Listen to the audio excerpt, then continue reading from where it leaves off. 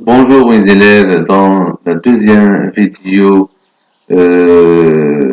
pendant ces,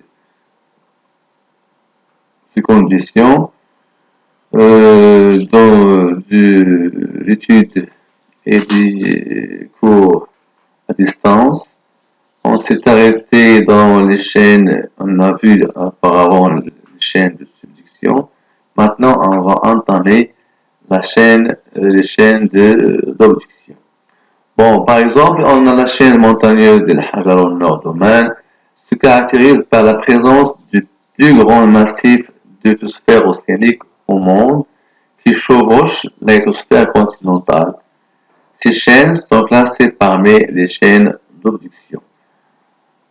À partir, on va donner des documents qu'on va exploiter pour déterminer les caractéristiques structurales et pétrographiques de cette région. Bon, la carte géographique montrant la chaîne de Hajar, vous avez ici la péninsule arabique, l'Arabie saoudite, l'Afrique, l'océan Indien, l'Inde et l'Iran, ce côté-là. Et ici se trouve Oman, Émirats, Qatar, les pays de l'Est. Alors, le Middle East. Alors, dans cette région-là, apparaît une grande chaîne de montagnes qu'on appelle la chaîne des Al-Hajar. Cette chaîne-là, en vue d'une coupe géologique, se montre comme suit une coupe géologique normale d'abduction. Vous avez ici une grande chaîne de montagnes avec des élévations structurales, se caractérise par un prisme de front qu'on appelle prisme oscillation. Ce sont des fossiles marins, ce sont des fonds marins, des fossiles, surtout les radiolarites. Devant, on a des ophiolites. Les ophiolites, ce sont les roches constituant la croûte océanique. Ils forment un complexe ophiolitique. Au-dessous, on a la couche des roches d'asténosphère, surtout les péridotites au-dessus là.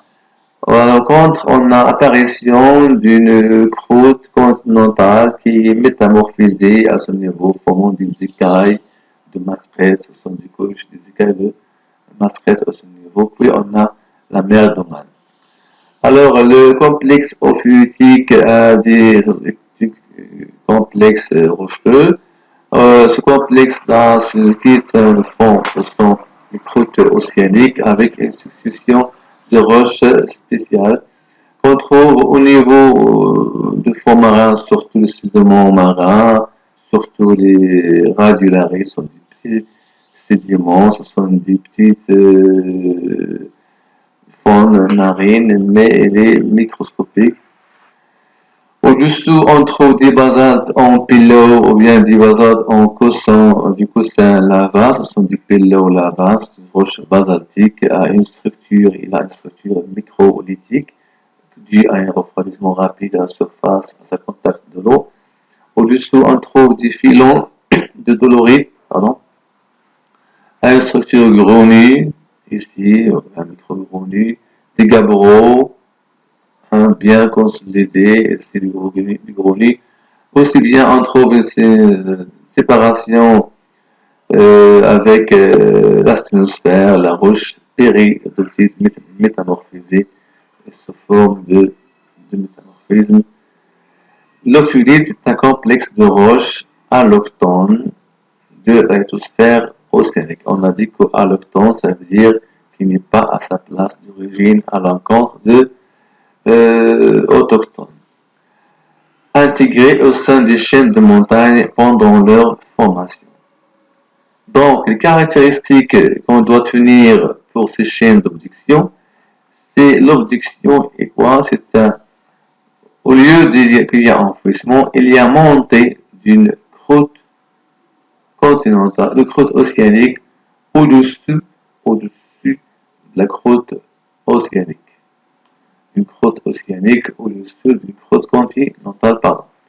Alors, pendant cette montée se fait le long de plusieurs kilomètres, allant jusqu'à 500 km dans Oman, une grande chaîne montagneuse. Donc, l'obduction, tout contraire de la subduction.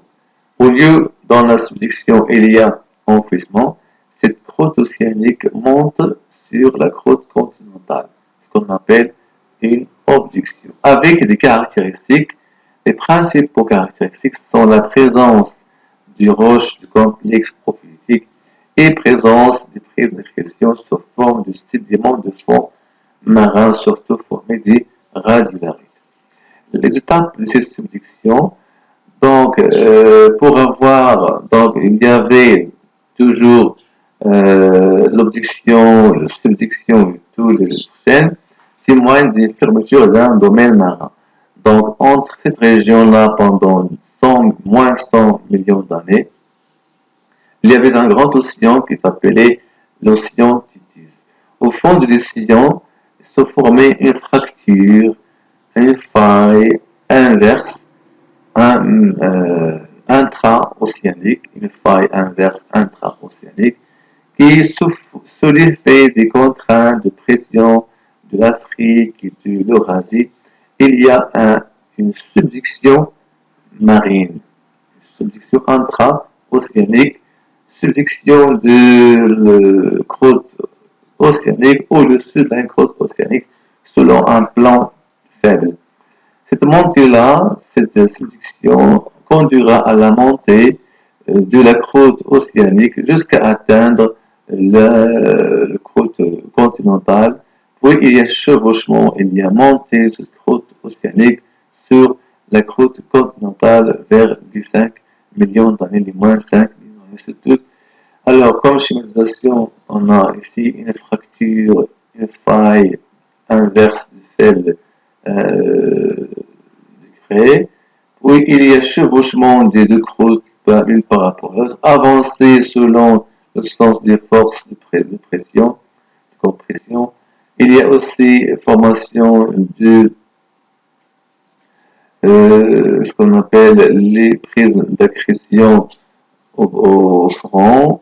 Ce sont des sédiments marins ravagés ou bien fauchés par la croûte chevauchante et monte sur la croûte continentale jusqu'à atteindre des limites plus loin de son origine. Donc, ce sont des roches alloctones formant une chaîne qu'on appelle une chaîne de subduction avec aussi des formations plus complexes, des failles et des plis plus complexes que dans le domaine de la subduction.